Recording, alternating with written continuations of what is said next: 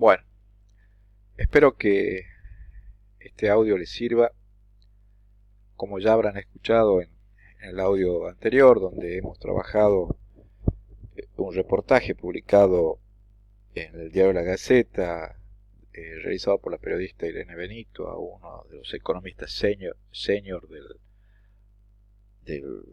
y editor del diario The Economist, planteando el problema del desdesarrollo de la República Argentina y la duda, la incertidumbre acerca de si la democracia, tal como se la conoce, resistirá en América Latina.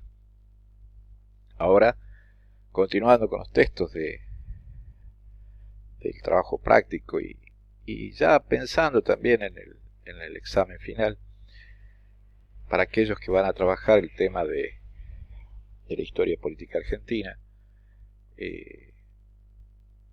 vamos a analizar la conferencia de Acemoglu y Botana, ambas conferencias dictadas a partir de el debate de un texto dentro de un seminario que se llamaba Crecimiento y Desarrollo, las instituciones y el camino del progreso, organizado por Juan José Yach y Pablo Schiaffino. El ámbito es un ámbito organizado por la Universidad Nacional de San Martín, el Centro de Ideas y la Universidad de San Andrés, entre otras organizaciones. Bien, con respecto a quienes organizan la charla, me parecía importante decir que ambos son dos de los mejores economistas y sociólogos, sobre todo Yach, de la República Argentina, y que cuando presentan la conferencia de Daron Acemoglu, lo hacen respetando el título original de la conferencia, y que no es otra cosa que decir ¿por qué fracasan las naciones? La conferencia de Acemoglu tuvo varios interlocutores. Natalio Botana, hablando de los condicionamientos históricos y políticos de la economía, que es el tema que vamos a trabajar y analizar también en estos audios. Y también hay otros textos y otros planteos que tienen que ver con qué estructura económica, qué instituciones, cuál proyecto de desarrollo, cómo es la articulación del federalismo y las instituciones, cuáles son las reflexiones que motiva la obra a cargo de plumas muy importantes de la República Argentina, como ser José Pepe Nun, Marcos Novaro, el mismo Natalio Botana, e incluso expertos internacionales como Roberto Cortés Conde, que va a analizar el pacto fiscal en la época de las colonias y el deterioro de ese pacto fiscal en relaciones entre las provincias y sus consecuencias. Esto es una breve presentación de lo que se organizó allá por junio del 2013 en la localidad de Pilar, en provincia de Buenos Aires, en un seminario que incorpora por decirlo así, las principales líneas del debate desde ese momento hasta lo que se había debatido hasta entonces, y ponía el énfasis en la pregunta fundamental sobre el caso argentino. El seminario, como les dije, se denominaba Instituciones y Desarrollo, a partir de la conferencia de Daron Acemoglu. Daron Acemoglu es profesor del MIT, del Massachusetts Institute, y ha sido profesor también entre otros lugares, de la Universidad de Nueva York. Es profesor de posgrado, graduado en la London School of Economics, y ha publicado ¿Por qué las naciones fallan o fracasan? Y los orígenes económicos de las dictaduras y las democracias. ¿Bien? La presentación del texto a cargo de Yach es extremadamente clara. Bien, y la pregunta fundamental es ¿por qué será que algunas naciones han logrado el crecimiento económico mientras que otras no?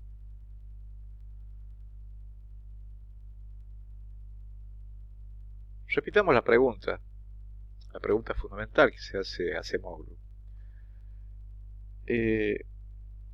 o que se hace en el seminario. ¿Por qué algunas naciones han logrado el crecimiento económico mientras que otras no? Y la presentación que hace Yach de la tesis de Acemoglu es que la clave está en entender cuándo los países incorporan estrategias e instituciones económicas que se caracterizan por ser inclusivas. La categoría que contrarresta, es decir, que se opone, que polariza con las instituciones inclusivas, es las instituciones extractivas.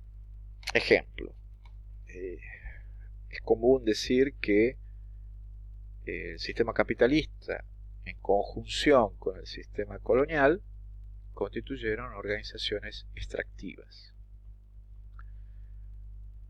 Es más difícil plantear ese tipo de situación cuando analizamos el rol de las élites con respecto a los recursos y al crecimiento colectivo, o a los recursos sociales y a los recursos naturales. Me refiero a las élites locales, nacionales. Lo que subyace en la tesis de Acemoglu es que precisamente las élites se transforman, dejan de ser inclusivas, desarrolladoras, creativas, para ser precisamente no creativas en beneficio del conjunto, y se transforman en extractivas. La historia de las teorías de las formas de gobierno diría, por ejemplo, que sería el paso de una aristocracia a una oligarquía. ¿Bien? Entonces, si la institución, el país, logra construir instituciones económicas inclusivas, es más probable, no absolutamente comprobable, sino que es más probable que consolide las bases de un crecimiento económico que sea sostenible y perdurable a lo largo del tiempo. Entonces, la metáfora que usa el autor es una forma de construir una determinada cancha, una cancha de juego que se denomina nivelado. Estoy usando a propósito el tema de la cancha porque a lo largo de la historia política argentina el concepto de la cancha es algo extremadamente importante. La cancha como campo de juego, como espacio donde se ven los equipos, donde se ven los jugadores, donde se ven los políticos, donde se ven las campañas, donde se ven los resultados. Es la metáfora del campo de juego. Según sea el juego, la cancha está nivelada, es decir, la cancha está igualada, no está desnivelada. Si la cancha está desnivelada, las instituciones no son inclusivas, sino que son extractivas. Están construidas en beneficio de quien juega con la cancha inclinada y en detrimento de quienes tienen la cancha inclinada en contra. Entonces, las instituciones, repito, las instituciones económicas inclusivas son tener el campo de juego nivelado, igualitado, es decir, con igualdad. Lo contrario es inclinar la cancha, como cuando el árbitro inclina la cancha, ¿bien? En el fútbol es eso, claro. O cuando en otros deportes, cuando no se cobra una falta, ¿bien? Eso significa desnivelar la cancha. Ahora bien, las instituciones económicas inclusivas, dice Yach, representan el momento en que una mayoría de la población tiene acceso a educación de calidad, no a cualquier educación, la educación de calidad. Y después tiene capacidad de competencia por el acceso a los mejores puestos de la conducción económica, social y política, o burocrática, por su formación, por su capacidad. Y también las empresas y emprendedores son capaces de promover el desarrollo tecnológico de sus sociedades y son capaces de insertar una gran capacidad productiva en la economía. En ese sentido, se dirá entonces que son instituciones económicas inclusivas. En la medida que existen y son mayoritarias esas instituciones y esas estrategias, habrá mayor garantía para un crecimiento económico sostenido. Por el contrario, cuando nos encontramos con instituciones extractivas, dice IH, que se definen por la ausencia de las características que acabo de decir, entre ellas la educación superior, la capacidad tecnológica, la capacidad de las élites, cuatro empresas y emprendedores de generar una modificación y una estrategia de crecimiento sostenido, nos encontramos con situaciones donde hay un nivel de ingreso mediocre para las clases sociales subalternas, desde la clase media, media alta incluso, hacia abajo. En ese caso estaríamos ante, por ejemplo, el Egipto bajo Mubarak, allá por la década del 60, antes, década del 60, década del 70, la guerra de los 6 días,